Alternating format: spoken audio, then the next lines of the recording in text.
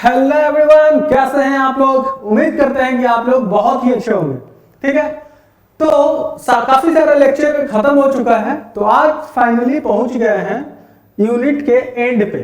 ठीक है, यानी कि आज का है जो यूनिट चल रहा था उस यूनिट का लास्ट लेक्चर, जिसमें कि आपको पढ़ना है सिग्नल के बारे में और सोर्स के बारे में। सोर्स जैसे कि जहां से पावर एनर्जी डिलीवर होता है, वोल्टेज सोर्स, करंट सोर्स, जो जनरेटर के थ्रू या बैटरी के थ्रू, करंट सोर्स के थ्रू जहां से भी एनर्जी जनरेट करते हैं वो कहलाता है सोर्स। ठीक है, या तो वोल्टेज सोर्स हो सकता है, करंट सोर्स होता है। ठीक है, उसके बाद बात करेंगे, उससे पहले ही बात करेंगे सिग्नल्स की। ठीक है, तो सिग्नल क्या होता है? सिग्नल क्या है? सिग्नल एक फिजिकल क्वांटिटी को प्रेजेंट करने का तरीका है। ठीक है, जैसे कि टेम्परेचर को आप ग्राफ के तरीके से दिखा सकते हैं, वोल्टेज के मैग्नीट्यूड को, वोल्टेज के हर पल के मैग्नीट्यूड को आप ग्राफ टाइम के रिस्पेक्ट में आप इसका ग्राफ बना सकते हैं। हर चीज को हम ग्राफ पे प्लॉट कर सकते हैं। तो सिग्नल वही चीज है, सिग्नल इज एवरीवेयर, सिग्नल हर जगह है, बस उसको ग्राफ पे प्लॉट कर दीजिए तो वो होता है सिग्नल। जैसे कि अलार्म क्या है? अलार्म भी एक सिग्नल है, एवरीथिंग इज अ सिग्नल। तो चलिए सिग्नल को हम आगे एक्सप्लोर करते हैं, चलते हैं, आगे बढ़ते हैं। ठीक है, तो signal can be understood as a representation that gives some information about the data present at the source from which it is produced. This is usually time varying, hence a signal can be source of energy which transmits some information. This can easily be represented on graph। जो सबसे important line है कि इसको graph पे represent कर सकते हैं। Signal क्या होता है? सिग्नल बेसिकली एक इंफॉर्मेशन है और तो कुछ है नहीं। इंफॉर्मेशन किसी भी रूप में आपको दे सकता है, जैसे कि कोई भी टेम्परेचर है, टेम्परेचर आप सेंस कर पा रहे हैं। आप मान लीजिए आपको ठंड लग रही है, मान लीजिए आपको गर्मी लग रही है, तो वो क्या है? आप सेंस कर पा रहे हैं, वो कुछ ना कुछ सिग्नल दे रहा है आपको। आसपास का वातावरण क्या कर रहा है? आपको सिग्नल दे रहा है। जैसे ही टेम्परेचर चेंज होता है, वातावरण आपको फिर से सिग्नल देता है कि टेम्परेचर अभी इतना हो गया है। ठीक है, तो सिग्नल क्या है? सिग्नल एक इंफॉर्मेशन है जो आप तक पहुंच पाता है। तो सिग्नल को आप इजीली ग्राफ पे प्लॉट कर सकते हैं। Signal is just a representation. ठीक है, जैसे कि एन अलार्म, अलार्म क्या है? एक सिग्नल है जो कि आपको टाइम के बारे में बतलाता है। अगर आप 6 बजे का अलार्म लगाते हैं तो 6 बजे आपका अलार्म रिंग होगा और आपको पता चलेगा कि अभी 6 बज गया है। ठीक है, बहुत सारा चीज है। कुकर विसल, जिसमें आप खाना बनाते हैं, कुकर का सीटी जब बजता है वो भी आपको सिग्नल देता है कि कितना सीटी हो गया, तो खाना आपका कितना बन गया होगा। ठीक है, रेड लाइट सिग्नल यानी रोड पे जो सिग्नल होता है। ओके, रेड लाइट सिग्नल यानी रोड पे जो सिग्नल होता है, रेड, ग्रीन, येलो, जो आपको बतलाता है कि आपको आगे बढ़ना है अपना गाड़ी लेकर या फिर रुकना है आपको उस स्टॉपेज पर या फिर उस प्लस पॉइंट पे। ठीक है, ट्रैफिक सिग्नल, अ फोन रिंग्स सिग्नल। ठीक है, फोन का रिंगिंग भी क्या है? एक सिग्नल है। Everything is a signal. Okay, अब आप इसको ग्राफ पे भी प्लॉट कर सकते हैं। ग्राफ पे प्लॉट करना भी बहुत ही आसान तरीका होता है। ग्राफ पे प्लॉट कर, ये टाइम वेरिंग होता है, यानी टाइम के रिस्पेक्ट में ही ये ड्रॉ होता है। मैग्नीट्यूड और इसका टाइम, दो प्लॉट पे ये बनता है। दो एक्सिस पे, एक्स एक्सिस पे हम रखते हैं टाइम को और y एक्सिस पे हम रखते हैं मैग्नीट्यूड को। ओके, तो यहां पे देखिए, a signal can be any type. Signal किसी भी टाइप का हो सकता है। दैट कन्वेज सम इंफॉर्मेशन, जो कि एक इंफॉर्मेशन को लेके चलता है। ठीक है, सिग्नल क्या लेके पहुंचता है आपके पास? एक इंफॉर्मेशन। वो इंफॉर्मेशन किसी भी प्रकार का हो सकता है, चाहे टेम्परेचर के रूप में हो, चाहे वॉइस के रूप में हो, आपके पास आवाज के रूप में पहुंचे। ठीक है, The signal produced from an electronic equipment is called electronic signal। अभी तक हम जो बात करते आ रहे थे इससे पहले, वो जनरल फॉर्म में फिजिकल सिग्नल की बात कर रहे थे, जनरलाइज्ड फॉर्म में सिग्नल की बात कर रहे हैं। ठीक है, कर रहे थे। अब हम पहुंच गए हैं इलेक्ट्रिकल सिग्नल की तरफ। इलेक्ट्रिकल सिग्नल की तरफ पहुंचेंगे तो सिग्नल काफी तरीके से आपको दिखने को मिलेगा, वोल्टेज के फॉर्म में, करंट के फॉर्म में, पावर के फॉर्म में, ठीक है। तो अब हम बढ़ चुके हैं इलेक्ट्रॉनिक सिग्नल की तरफ, ठीक है, जो क्या होगा, टाइम वेरिंग होगा, टाइम के हिसाब से चेंज होगा। यानी कि एक्स एक्सिस पे हम क्या रखेंगे, टाइम को, तो टाइम के हिसाब से हम देखेंगे, इस सिग्नल को हम टाइम के हिसाब से प्लॉट करते हैं, और वाई एक्सिस पे मैग्नीट्यूड को प्लॉट करते हैं। ओके, अब यहां पे देखिए टाइप्स ऑफ सिग्नल, सिग्नल यहां दो टाइप का दिया हुआ है, एनालॉग सिग्नल और डिजिटल सिग्नल। एनालॉग सिग्नल कौन सा सिग्नल होता है, जो हर वक्त, हर टाइम, अगले टाइम का आपको पता होता है कि पिछले वाले टाइम इंस्टेंट से आप पता लगा सकते हैं कि अगला टेम्परेचर क्या होगा। मान लीजिए कि अभी जनवरी का महीना है, तो अगले आपको पता लग जाएगा कि टेम्परेचर अब बढ़ने वाला है। यानी कि अभी अगर 10 डिग्री सेल्सियस है तो दिन पर दिन 11 डिग्री होगा, 12 डिग्री होगा, 13 डिग्री होगा, टेम्परेचर क्या होगा, इंक्रीज होगा। तो अगर एक ग्राफ प्लॉट किया जाए तो आपको पता लग जाएगा कि अगले नेक्स्ट में टेम्परेचर बढ़ने वाला है। यानी कि प्रीवियस डेटा से आप नेक्स्ट डेटा का पता लगा सकते हैं। हर एक टाइम इंस्टेंट पे इसका एक वैल्यू होता है एनालॉग सिग्नल में। लेकिन डिजिटल सिग्नल क्या होता है, डिजिटल सिग्नल में आप पिछले को देखकर आगे वाले इंस्टेंट का पता नहीं लगा सकते हैं। डिजिटल सिग्नल में आपका एक पार्टिकुलर टाइम में ही कांस्टेंट वैल्यू होता है, फिर अगले पार्टिकुलर टाइम में नॉट कांस्टेंट हो सकता है, यानी कि एक अलग टाइप का कांस्टेंट हो सकता है, उसका मैग्नीट्यूड अलग हो सकता है, 0 हो सकता है, ठीक है। यहां पे पता, अब इसको चलिए देखते हैं फर्दर इसको कितने भाग में बांटा गया है, ठीक है। एनालॉग सिग्नल को दो पार्ट में बांटा गया, पीरियोडिक सिग्नल और अपीरियोडिक सिग्नल, ठीक है। डिजिटल सिग्नल को भी दो पार्ट में बांटा गया है, पीरियोडिक सिग्नल और अपीरियोडिक सिग्नल। पीरियोडिक सिग्नल का मतलब होता है एक पार्टिकुलर टाइम के बाद रिपीट होना, ठीक है। अब हम बात करेंगे पूरे तरीके से, जैसे कि कोई टेम्परेचर की बात करते हैं, एक मंथ कोई ले लेते हैं, चलो जून मंथ ले लेते हैं। जैसा कि आपको पता है जून के महीने में गर्मी होता है, मान लेते हैं दिन भर टेम्परेचर रहता है 45 और रात में हो जाता है 40, ठीक है। फिर अगले दिन 40, फिर दिन में 45, रात में 40, दिन में 45, रात में 40। तो ये क्या अल्टरनेटिव आपको पता चल रहा है, 45 40 45 40 45 40, ये आपका टेम्परेचर है, ठीक है, जो कि एक पार्टिकुलर टाइम पीरियड पे चेंज हो रहा है। 12 घंटा ये 45, 12 घंटा 40, 12 घंटा 45, 12 घंटा 40। तो आपको पता चल रहा है कि इसका ग्राफ जब बनेगा एक पार्टिकुलर टाइम पीरियड पे रिपीट हो रहा है, 40 45 40 45 40 45। तो इस टाइप का सिग्नल को बोलते हैं पीरियोडिक सिग्नल, ठीक है। और इसको बोलते हैं नॉन पीरियोडिक सिग्नल या फिर अपीरियोडिक सिग्नल, जिसका कि कोई एक पार्टिकुलर टाइम पीरियड पर रिपीटिशन ही नहीं है, कोई इसका टाइम पीरियड ही नहीं है जहां पे इसको पता लगा पाए कि यह रिपीट हो रहा है।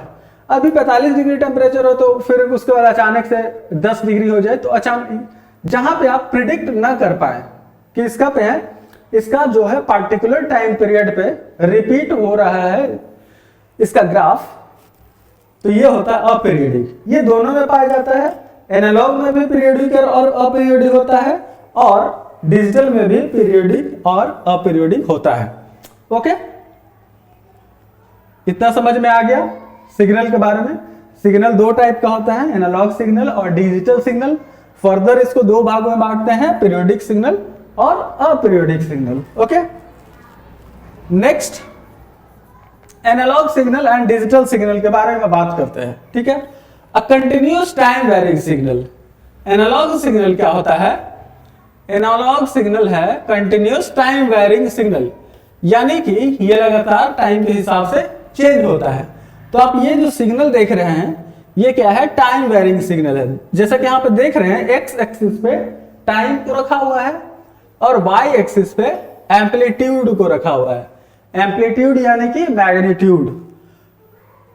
तो ये टाइम वेरिंग सिग्नल है, हर टाइम इंस्टेंट पे अलग मैग्नीट्यूड है, हर टाइम इंस्टेंट पे अलग मैग्नीट्यूड है।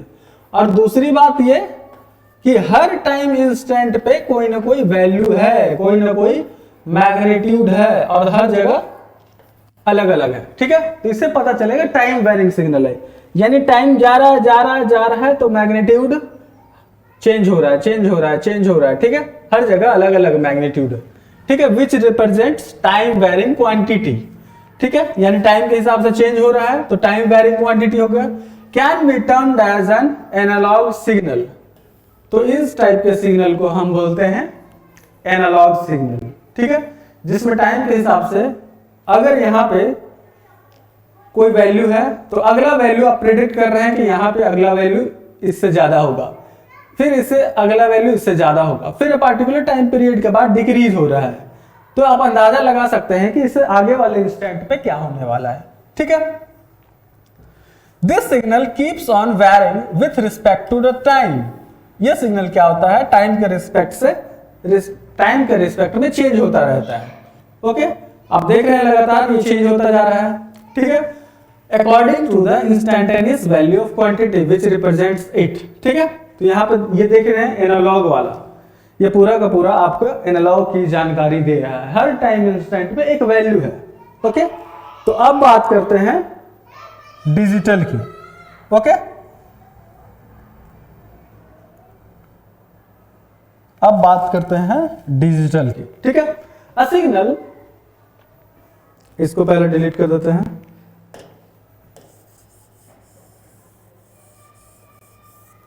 ठीक है। A signal which discrete in nature which is non continuous, जो कि लगातार नहीं है, वैसे ही एनालॉग सिग्नल में आप देख रहे थे लगातार था, इसमें क्या रहता है, लगातार नहीं होता है, और डिस्क्रीट कहने का मतलब किसी पार्टिकुलर पॉइंट पे इसका वैल्यू होगा, इसकी तरह लगातार नहीं होगा हर पॉइंट पे वैल्यू, ठीक है, यहाँ भी वैल्यू, यहाँ भी वैल्यू, हर जगह इसका मैग्नीट्यूड नहीं होगा, ठीक है, यह होता है non continuous, in form can termed as digital signal, इस प्रकार के सिग्नल को डिजिटल सिग्नल कहते हैं, ठीक है। This signal has invalid value individual values, इस सिग्नल के पास इंडिविजुअल वैल्यू होता है, यानी कि अपना अपना हर टाइम में एक अपना पार्टिकुलर वैल्यू होगा, जैसे कि इस सिग्नल में लगातार हर पार्टिकुलर पॉइंट पे वैल्यू होता, यहां पे इंडिविजुअली हर पॉइंट पे अलग वैल्यू है, यानी कि एक पार्टिकुलर टाइम पीरियड में एक पार्टिकुलर वैल्यू है जो कि कांस्टेंट टाइम में है, ठीक है, denoted separately which are not based on previous values, ठीक है, as if they are derived at the particular instant time, जैसा कि यहां पे आप पता नहीं लगा सकते हैं कि ये यहां पे कांस्टेंट है, कांस्टेंट है, यहां पे देख रहे हैं, मान लीजिए ये 1 वोल्ट है, 1 volt 1 volt 1 volt 1 volt 1 volt, ठीक है, ये पूरा का पूरा जो मैग्नीट्यूड है, ये मान लेते हैं ये मैग्नीट्यूड 1 वोल्ट का मैग्नीट्यूड है, ठीक है, तो 1 वोल्ट मैग्नीट्यूड है, लगातार कांस्टेंट है, कांस्टेंट है, कांस्टेंट है, इतना टाइम पीरियड के लिए कांस्टेंट है, तो यहां के बाद हमको क्या लगेगा कि आगे भी कांस्टेंट ही होगा, लेकिन ऐसा नहीं है, आपको पता यहां लग रहा है कि आगे चेंज हो चुका है, आगे अचानक से 5 वोल्ट पे चला गया है, वोल्टेज राइज कर गया है, ठीक है, ये देख रहे हैं पूरा का पूरा हाइट अचानक से बढ़ गया, ठीक है, यहां तक मान लीजिए 5 वोल्ट है, ये 5 वोल्ट है, पूरा एक पार्टिकुलर इंडिविजुअल टाइम के लिए 5 वोल्ट है, तो फिर उसके बाद अचानक से क्या हो गया, अचानक से फिर वोल्टेज गिर गया, और टाइम पीरियड भी अलग है, ठीक है, इतना टाइम पीरियड के लिए अचानक से क्या हो गया, 1 वोल्ट हो गया, और फिर अचानक से राइज कर गया, तो यहां पे आपको एक चीज समझ में आ रहा है कि यहां पे प्रिडिक्ट नहीं कर सकते हैं, ठीक है, कि अगला आगे कितना राइज करने वाला है या नहीं राइज करने वाला है, ठीक है, जैसे कि यहां पे आप प्रिडिक्ट कर पा रहे थे कि यहां इतना राइज किया है तो उसके बाद इससे थोड़ा राइज करेगा, इससे थोड़ा राइज करेगा, एक प्रिडिक्शन था, ठीक है, ये है एनालॉग में, ये है एनालॉग के बारे में पता चलता है, ठीक है, लेकिन डिजिटल में एक पर्टिकुलर टाइम पीरियड पे क्या हो रहा है, कांस्टेंट वैल्यू है, ठीक है, तो ये है आपका डिजिटल, ठीक है, डिजिटल जो वैल्यू होता है प्रीवियस पे डिपेंड नहीं करता है, प्रीवियस वैल्यू पे, ठीक है, प्रीवियस कुछ भी हो सकता है, 0 से अचानक से 1 हो जाएगा, 1 से 1 वोल्ट, एक पार्टिकुलर टाइम पीरियड के लिए फिर 2 वोल्ट, ठीक है। नेक्स्ट, अब बात करते हैं पीरियोडिक सिग्नल और अपीरियोडिक सिग्नल की। जैसा कि आपको एक बार समझा चुके हैं कि पीरियोडिक सिग्नल क्या होता है, एक पार्टिकुलर टाइम पीरियड पर रिपीट होता है, और अपीरियोडिक सिग्नल का कोई पार्टिकुलर टाइम पीरियड नहीं होता है। ठीक है, तो यहां पे देखो, any analogue that repeats pattern over a period of time is called periodic signal. अब यहां पे आप देख रहे हैं, यहां से चला, ठीक है, यहां से चलना किया, जीरो से शुरू हुआ, मैग्नीट्यूड ऊपर, मैग्नीट्यूड बढ़ा, फिर मैग्नीट्यूड लो हो गया, ओके, फिर जीरो पे पहुंच गया, ठीक है, फिर उसके बाद नेगेटिव में चला गया, मैग्नीट्यूड नेगेटिव में चला गया, फिर उसके बाद नेगेटिव से ही इंक्रीज होते होते फिर जीरो हो गया। ठीक है, यहां तक समझ में आ गया। अब एक चीज आप ध्यान दीजिए,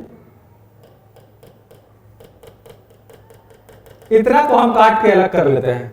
ये इतना चीज आपको समझ में आ रहा है कि इतना चीज फिर वही चीज रिपीट हो रहा है, फिर यहां से फिर वही चीज रिपीट हो रहा है। ठीक है, तो अब यहां से आपको अंदाजा लग गया है कि ये है इसका टाइम पीरियड। ठीक है, ये क्या है इसका टाइम पीरियड। टाइम पीरियड उसी को बोलते हैं जो कि रिपीट हो जाए बार बार।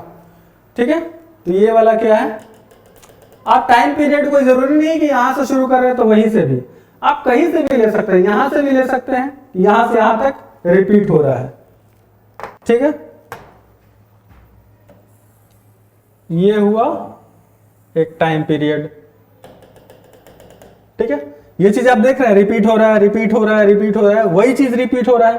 ठीक है, जैसे कि इस डायग्राम में रिपीटिशन लिया गया है, इसको, इस पार्ट को रिपीटिशन लिया गया है इस डायग्राम के अकॉर्डिंग, ये वन साइकिल इसको बताया गया पीक टू पीक।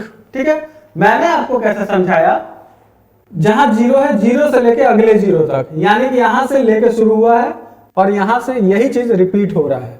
ओके, समझ में आ गया। अब इसके अकॉर्डिंग बात करें तो ये पीक टू पीक लेकर चला है। ठीक है, पीक टू पीक, जो कि एक ही बात है, चाहे इसको लें चाहे इसको लें, आप टाइम पीरियड कहीं से भी निकाल सकते हैं। आपको कहीं से भी दिख रहा है कि यहां से रिपीट हो रहा है तो आप उसको कंसीडर कर लीजिए। ठीक है, any analogue that does not repeat, अब बात कर रहे हैं अपीरियोडिक सिग्नल की, जो कि रिपीट नहीं होता है। Okay, any analogue signal that does not repeat pattern over a periodic signal. ठीक है, तो यहां पे देखिए, अब कुछ पर पता नहीं चल रहा है कि रिपीट हो रहा है कि नहीं। ठीक है, चलिए शुरू करते हैं। पीक टू पीक अगर यहां लेते हैं, पीक टू पीक, तो क्या यह चीज रिपीट हो रहा है? नहीं, ऐसा कुछ नहीं रिपीट हो रहा है। यहां कुछ और है पीक टू पीक, फिर वही टाइम डिस्टेंस पे लेते हैं तो कुछ नहीं है यहां पे। ठीक है, यानी यहां पे कोई रिपीटिशन नहीं है, कोई एक पार्टिकुलर फॉर्मेट नहीं है जहां से कि रिपीट हो रहा है। तो यहां पे कोई पार्टिकुलर टाइम पीरियड नहीं है, कोई रिपीटेशन नहीं है, तो ये हो गया अपीरियोडिक सिग्नल। ओके, या फिर non periodic signal.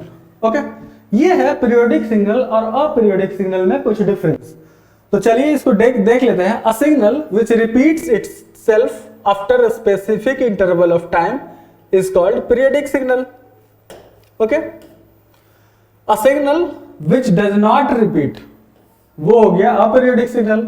A signal that repeats pattern over a periodic signal, वो हो गया पीरियोडिक सिग्नल, जो रिपीट हो रहा है पैटर्न में। ठीक है, ये नहीं रिपीट हो रहा है पैटर्न में, वो हो गया aperiodic. They can be represented by mathematical equation. ठीक है, पीरियोडिक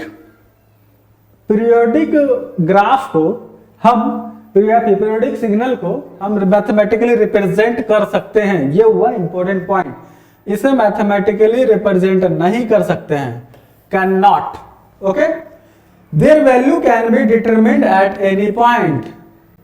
ठीक है, इसमें क्या है, किसी भी पॉइंट पे उसके वैल्यू को डिटरमिन कर सकते हैं। ठीक है, their value can not be determined, aperiodic signal में डिटरमाइन नहीं कर सकते हैं। ठीक है, ये क्या होता है, डिटरमिनिस्टिक सिग्नल होता है।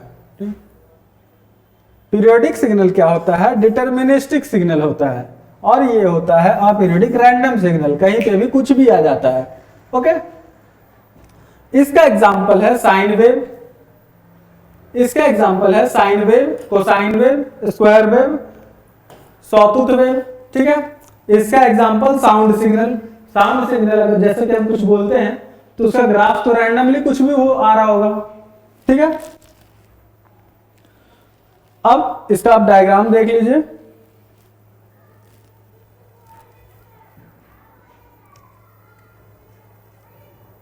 डायग्राम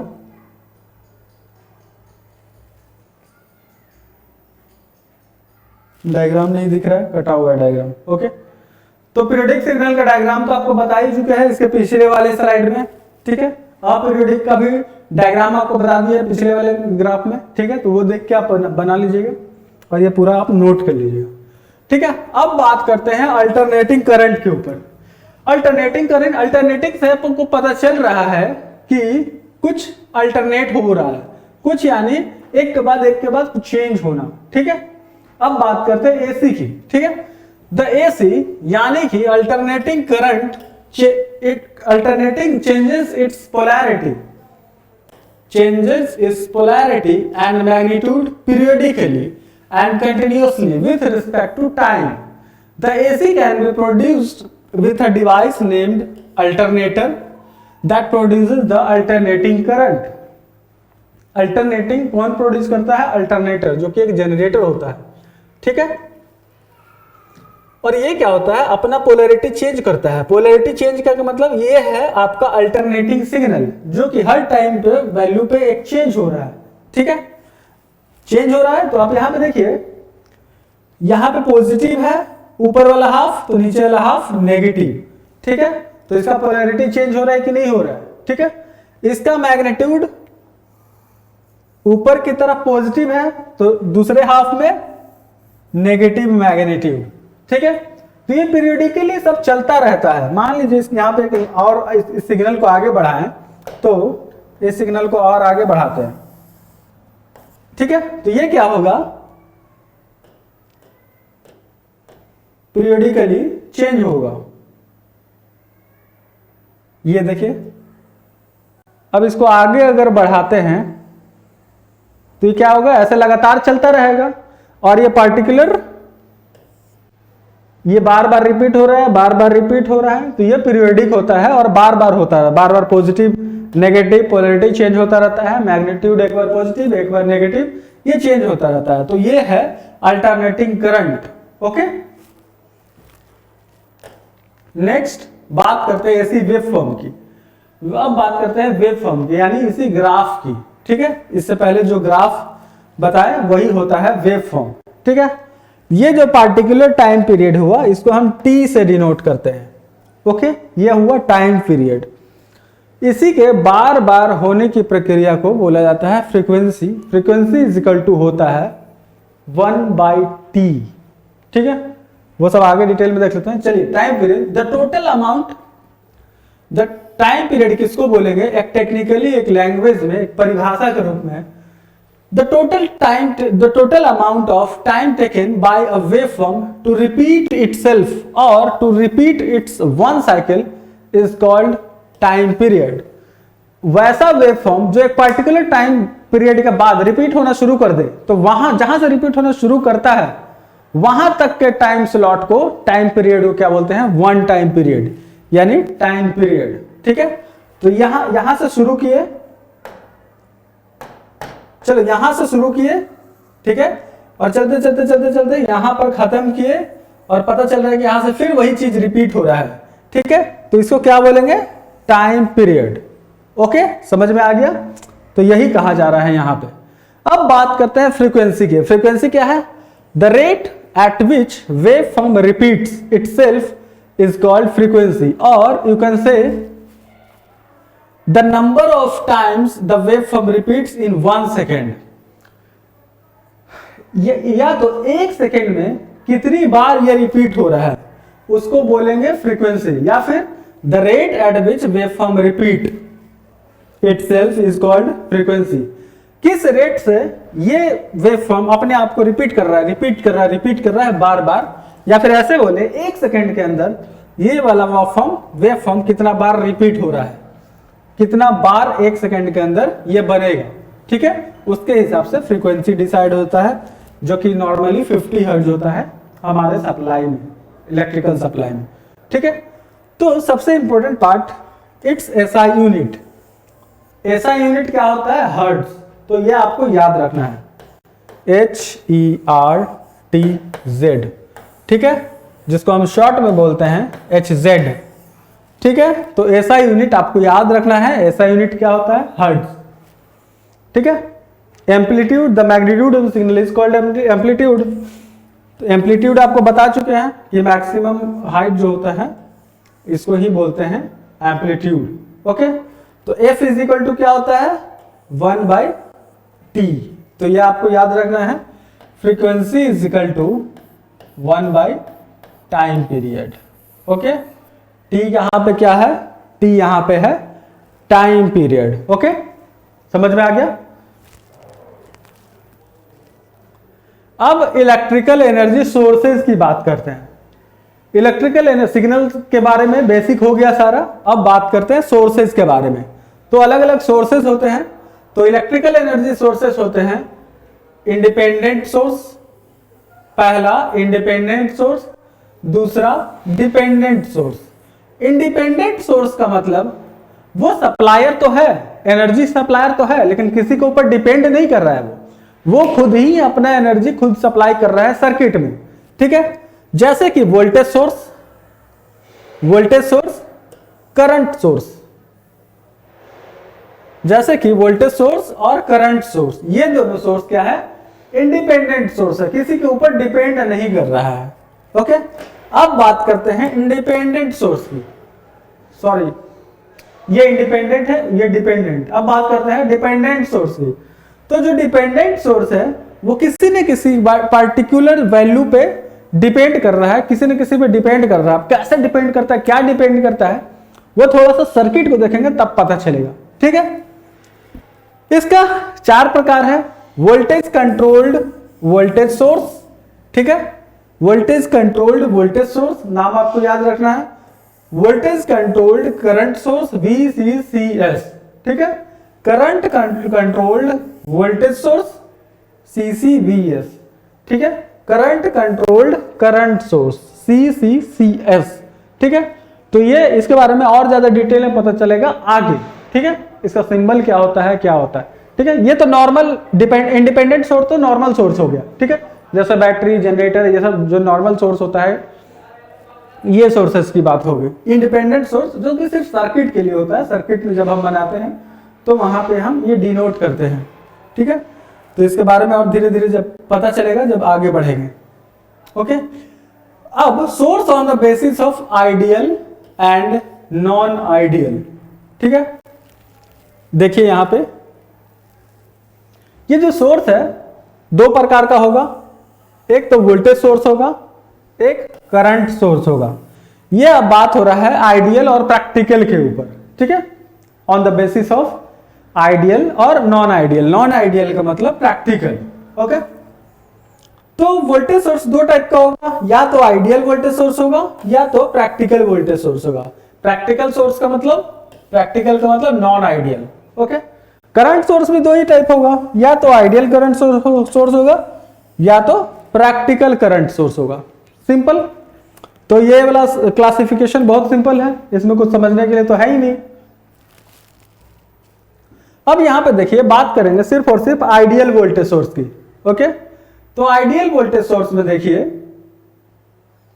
पूरा का पूरा आइडियल वोल्टेज सोर्स। ठीक है, an ideal voltage source is voltage source that supply constant voltage. Ideal voltage source का मतलब होता है जिसमें कोई लॉसेज नहीं होगा, किसी भी इंटरनल रेजिस्टेंस को कंसीडर नहीं करेगा, वो सीधा के सीधा सप्लाई करेगा। ठीक है, कोई लॉसेज नहीं होगा internally. An ideal voltage source is voltage source that supply constant voltage to a circuit despite the current which the circuit draws। यानी सर्किट जो अपना करंट लेता है या वोल्टेज लेता है उसके अलावा कोई एक्स्ट्रा ड्रॉप नहीं होता है इसमें आइडियल में। Okay, an ideal voltage source has a zero internal resistance. Important point, जो ये सब जो चीज होता है ना, जीरो इंटरनल रेजिस्टेंस, ये सब इमेजिनरी होता है। आइडियल कहने का मतलब, हम आइडियल का मतलब होता है हमेशा मान के चलते हैं, ऐसा अज्यूम करके चलते हैं। न्यूमेरिकल को हैंडल करने के लिए। ओके, आइडियल का मतलब एकदम बेस्ट, जो कि ऐसा होता नहीं।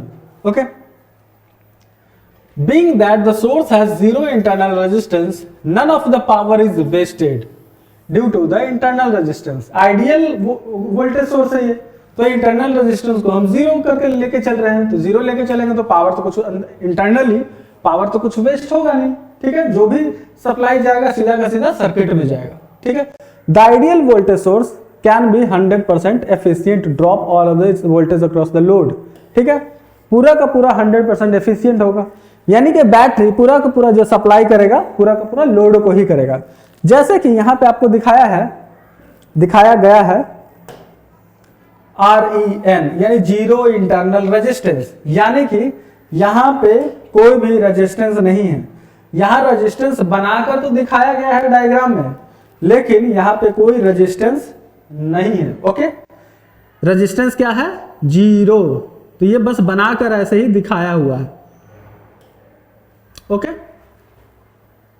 तो इसको यहां पे हम जीरो है तो इसको शॉर्ट कर देते हैं। ओके, हो गया, यहां पे कोई रेजिस्टेंस नहीं है, रेजिस्टेंस कितना है? जीरो। ठीक है, ये कितना वोल्ट सप्लाई कर सकता है ये बैटरी? 1.5 वोल्ट। कितना वोल्ट सप्लाई कर सकता है? 1.5 वोल्ट सप्लाई कर सकता है। तो यहां तो कोई रेजिस्टेंस, इंटरनल रेजिस्टेंस है नहीं। क्यों नहीं है इंटरनल रेजिस्टेंस? क्योंकि ये आइडियल वोल्टेज सोर्स है। ओके, ये पूरा का पूरा जो डायग्राम दिखाया गया है, ये जो गया है पूरा का पूरा बैटरी है। ओके, ये पूरा का पूरा बैटरी है।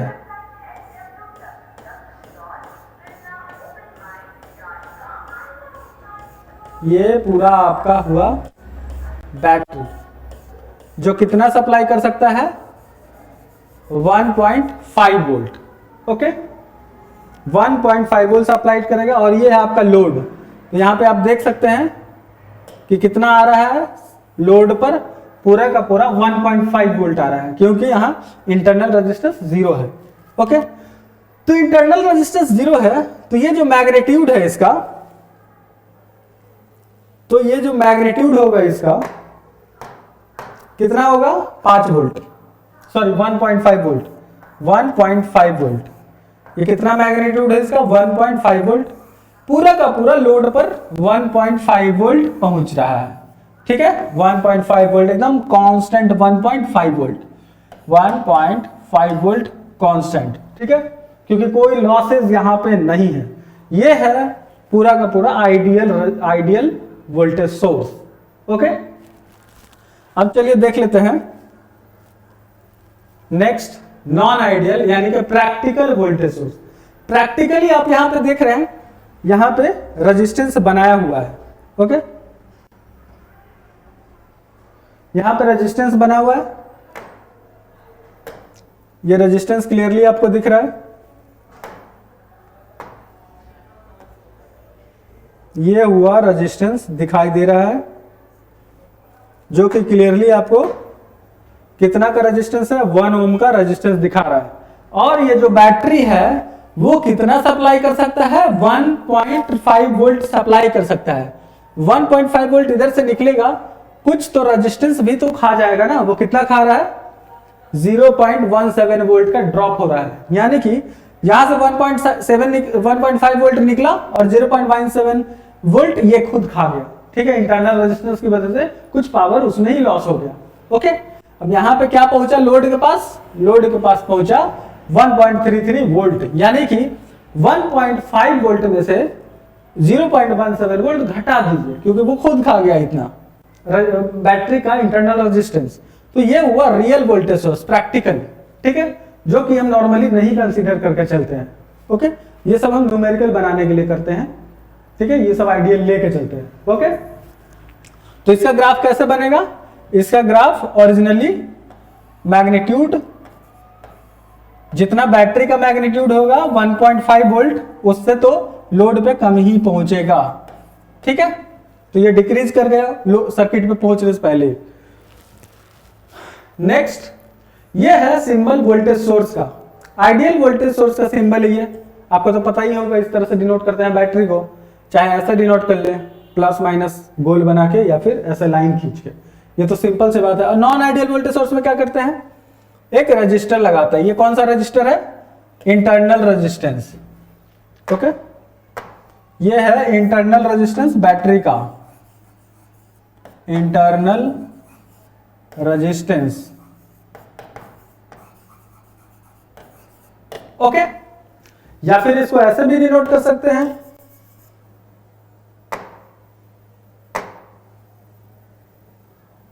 इसको ऐसे भी डिनोट कर सकते हैं, बैटरी बना के इस तरह से, और ये हो गया इंटरनल रेजिस्टेंस। इस प्रकार से भी आप डिनोट कर सकते हैं। ये हो गया R यानी इंटरनल रेजिस्टेंस, और ये हो गया आपका बैटरी का जो भी पावर होगा। ऐसे डिनोट कर ले या ऐसे डिनोट कर ले, आइडियल वोल्टेज को ऐसे डिनोट कर ले या फिर ऐसे डिनोट कर ले, एक ही बात है। ओके, नेक्स्ट चलते हैं आइडियल करंट सोर्स की तरफ चलते हैं।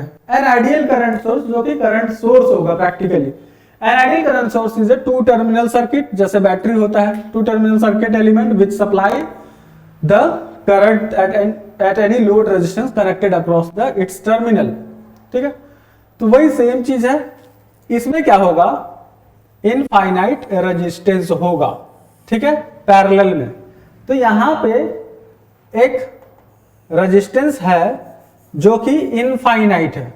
सिंपल सा बात है, जो एयर है यहां पे बनाकर ऐसे नॉर्मली दिखा रहे हैं आपको, वैसे वहां पे है नहीं है, तभी तो इनफाइनाइट रेजिस्टेंस है। तो एयर का रेजिस्टेंस क्या होता है, इनफाइनाइट ही तो हम कंसीडर करके चलते हैं ना। तो ये अभी ऐसे ही बनाकर दिखाया गया है आपको, ठीक है, ताकि आपको समझ में आए। ठीक है, तो यहां पे क्या है, पैरेलल में इसका क्या है, इनफाइनाइट रेजिस्टेंस, और ये हो गया सिंबल किसका, करंट सोर्स का। ठीक है, तो जो करंट सोर्स लोड के पास जो सप्लाई होगा, मान लीजिए इसका लोड है, तो लोड के पास जो करंट सप्लाई होगा, आई करंट, यहां से आई करंट निकला है तो आई करंट ही सप्लाई होगा। तो कांस्टेंट, सिंपल से, कोई तो लॉस हुआ नहीं, तो पूरा का पूरा मान लीजिए कि यहां से आई इक्वल टू 5 एम्पियर निकला है, तो लोड के पास कितना पहुंचेगा, 5 एम्पियर ही पहुंचेगा, यानी पूरा का पूरा मैग्नीट्यूड जो है कांस्टेंट रहेगा 5 एम्पियर पर, कोई लॉस नहीं हो रहा है। ओके, नेक्स्ट ये है आपका नॉन आइडियल करंट सोर्स, जिसमें कि पैरेलल में एक रेजिस्टेंस लगा हुआ है एक पर्टिकुलर वैल्यू का, सर्टेन वैल्यू का, लेकिन इसके पहले वाले में इनफाइनाइट था। ठीक है, जो दिख नहीं रहा था आपको, दिखाने की जरूरत ही नहीं है क्योंकि इनफाइनाइट है, वो था आइडियल। ठीक है, जो कि हम न्यूमेरिकल बनाते तो वही कंसीडर करके चलते हैं, आइडियल वाला। ठीक है, और यहाँ पे एक certain practical current source some resistance. ठीक है, यहाँ का मेन इंपॉर्टेंट पॉइंट क्या है कि यहाँ सम रेजिस्टेंस होगा, यानी कि कुछ छोटा सा वैल्यू यहाँ पे होगा या बड़ा सा वैल्यू, जो भी वैल्यू होगा यहाँ पे रेजिस्टेंस लगा रहेगा, जिसकी वजह से लोड में जब ये लोड वाला रेजिस्टेंस बना रहा है, ठीक है, ये है लोड। ठीक है, लोड में जब करंट जाएगा तो कुछ करंट इसमें भी जाएगा, उसके बाद लोड में जाएगा। ठीक है, तो लोड के पास तो करंट का मैग्नीट्यूड घट गया ना। ठीक है, होना चाहिए था इतना आइडियल के अकॉर्डिंग, लेकिन घट गया। क्यों घट गया, क्योंकि यहाँ पे पैरेलल में रेजिस्टेंस लगा हुआ है। अगर इनफाइनाइट रेजिस्टेंस होता तो फिर तो इसमें करंट जा ही नहीं पाता, यहाँ पे करंट जाता ही नहीं, जो कि पिछले वाले में आइडियल में इनफाइनाइट रेजिस्टेंस था। ओके, अब चलते हैं करंट सोर्स का सिंबल की तरफ। तो ये आइडियल करंट सोर्स का सिंबल है। ठीक है,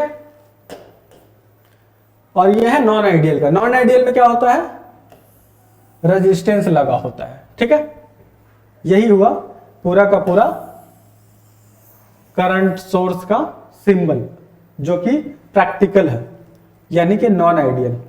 ओके, नेक्स्ट अब डिपेंडेंट वोल्टेज सोर्स की बात करते हैं। यह है डिपेंडेंट वोल्टेज सोर्स का सिंबल। ओके, कोई दिक्कत यहां पे, ये टेढ़ा हो गया। The dependent voltage source is 4 terminal device, ये एक 4 टर्मिनल डिवाइस है। ठीक है, whose output voltage is controlled, जिसका आउटपुट वोल्टेज कंट्रोल इधर बाय सर्किट करंट से कंट्रोल होता है, या तो सर्किट का वोल्टेज से कंट्रोल होता है। ठीक है, the output voltage is dependent on the input और इनपुट वोल्टेज, अरे यार इनपुट वोल्टेज और current flowing in the circuit. तो इन सबके ऊपर डिपेंड करता है, ठीक है। ये ओरिजिनली ये सप्लाई नहीं करता, this is not a supplier, ठीक है। ये वो वोल्टेज सोर्स है जो कि डिपेंड करता है कुछ न कुछ पर, ठीक है। या तो आई पर डिपेंड करेगा या तो वी पर डिपेंड करेगा, ठीक है। इसीलिए इसको बोला जाता है dependent voltage source. The output voltage increase और decrease linearly with the increase decrease in the input voltage और द सर्किट करंट, ठीक है, of the circuit current of, ठीक है। तो इसके बारे में ये है आपका सिंबल जो कि इंपॉर्टेंट है, आप इसको याद रखिएगा, वोल्टेज सोर्स का सिंबल है। तो इसके बारे में डिपेंडेंट वोल्टेज सोर्स के बारे में, उसकी टेक्निक्स के बारे में कब समझ पाएंगे, जब इसके ऊपर न्यूमेरिकल बनाएंगे तो इसके बारे में ज्यादा क्लियर पता चलेगा, ठीक है। अब बात करते हैं types of dependent voltage source के बारे में। कितने टाइप का डिपेंडेंट सोर्स होता है? तो डिपेंडेंट सोर्स होता है पहला वोल्टेज कंट्रोल्ड वोल्टेज सोर्स, जो कि जब क्लासिफिकेशन बता रहे थे उस समय बताए थे। Voltage controlled voltage source, the voltage source whose output depends on input voltage is called voltage controlled voltage source, short बोलते हैं VCVS। ये हुआ वोल्टेज सोर्स डिपेंडेंट वोल्टेज, जो किस पे डिपेंड कर रहा है? VI पर। VI यानी इनपुट वोल्टेज जो है इस सर्किट का, उसके ऊपर डिपेंड कर रहा है। इसमें VI का वैल्यू मल्टीप्लाई करेंगे तो इसका V0 निकल के आएगा, यानी कि इसका वोल्टेज निकल के आएगा। अब बात करें इधर, दूसरा एग्जांपल है, ठीक है। ये किसके ऊपर डिपेंड कर रहा है? I के ऊपर डिपेंड कर रहा है। I यानी इधर का करंट जो फ्लो हो रहा है इस सर्किट में, पहले इसको निकालना पड़ेगा, फिर अल्फा कोई कांस्टेंट है, 5, 10, 20 कुछ भी हो सकता है। I क्या है? वेरिएबल है जो यहाँ पे फ्लो हो रहा है, तो इसका वैल्यू I निकालना होगा सबसे पहले, तब जाके यहाँ पुट करेंगे, तब यहाँ का वोल्टेज निकल जाएगा। तो ये है करंट कंट्रोल्ड वोल्टेज सोर्स, क्योंकि करंट कंट्रोल कर रहा है इसको, वोल्टेज सोर्स तो है, ये आपको इससे पता चल रहा है इसके सिंबल से कि ये वोल्टेज सोर्स है, लेकिन डिपेंड किस पे है? करंट पर डिपेंडेंट है। I करंट पर डिपेंडेंट है, इसी नाम है, इसीलिए इसका नाम है करंट कंट्रोल्ड, ठीक है। और यहां पे देखिए V है, यहां पे लिखा हुआ, यहां पे देखिए V लिखा हुआ है, यानी कि वोल्टेज के ऊपर डिपेंड कर रहा है, इसीलिए इसका नाम है वोल्टेज कंट्रोल्ड, ठीक है। इसीलिए इसका नाम है वोल्टेज कंट्रोल्ड, ठीक है। ये समझ में आ गया। नेक्स्ट, अब डिपेंडेंट करंट सोर्स की बात करते हैं। अभी तक जो बात की वोल्टेज सोर्स की बात हुआ, ये हुआ डिपेंडेंट करंट सोर्स का ये सिंबल हुआ, जो आपको याद रखना है। वो जो भी डिपेंडेंट वाला चीज होता है ना, उसको हम इससे ही डिनोट करते हैं, डायमंड से, ओके। वोल्टेज होगा तो प्लस माइनस हो गया, करंट सोर्स होगा तो एरो लग जाएगा, ठीक है, वही हो गया। अब ये किस पे डिपेंड करता है? वो सर्किट डिसाइड करता है, ठीक है। जैसे कि यहां पे देखिए वोल्टेज कंट्रोल्ड ये करंट सोर्स है, देखिए ये वोल्टेज के ऊपर डिपेंड कर रहा है, यानी कि यहां पे जो वोल्टेज VI है उसके ऊपर डिपेंड कर रहा है, ठीक है। तो वोल्टेज कंट्रोल्ड हो गया, इसी वजह से इसका नाम हो गया वोल्टेज कंट्रोल्ड करंट सोर्स, ठीक है। अब बात करते हैं इसका, यह भी एक करंट सोर्स है, सिंबल से पता चल रहा है। यहां पे क्या लिखा हुआ? I। यहां जो करंट I फ्लो कर रहा है उसके I पर इसका वैल्यू डिपेंड कर रहा है, जो कि I0 है। यह हो गया करंट कंट्रोल्ड करंट सोर्स, यानी CCCS, ठीक है। यह समझ में आ गया। आप नोट्स एक एक करके नोट्स बना लीजिएगा, ये सारा लिखा हुआ है कंटेंट। अब लगता है इतना ही है, ठीक है। तो इतना ही आज के लिए, तो आपका ये पूरा का पूरा खत्म हो गया है। थोड़ा बहुत अब न्यूमेरिकल करेंगे इसके ऊपर, dependent voltage source, independent voltage source, signal, इसे सारे के ऊपर न्यूमेरिकल करेंगे, और ये चैप्टर हुआ आपका खत्म। नेक्स्ट शुरू करेंगे ऑपरेशनल एम्पलीफायर, ओके। तो आज के लिए इतना ही, मिलते हैं नेक्स्ट लेक्चर में। Thank you very much.